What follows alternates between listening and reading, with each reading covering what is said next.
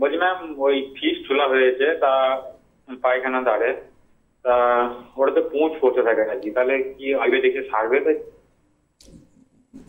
আমি তো বলতে পারবো না সারবে কিনা। আপনার ওখানে সোয়াব কালচার করিয়েছেন? না না না।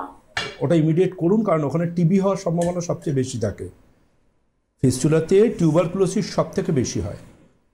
আপনি মনে হয় কোনো কোয়ালিফাইড ডক্টরের কাছে এখনও যাননি, ওটা দৌড়ে যান এবং ইমিডিয়েটলি প্রথম কাজ হবে আপনার ওখান থেকে যে পাস বেরোচ্ছে সেই পাসটা নিয়ে ইমিডিয়েটলি কালচার অ্যান্ড সেন্সিটিভিটি করতে দিন এবং AFB acid fast bacilli AFB of pass, আমি বলেই দিচ্ছি AFB অফ পাস, এই পরীক্ষা ইমিডিয়েট করতে দিন।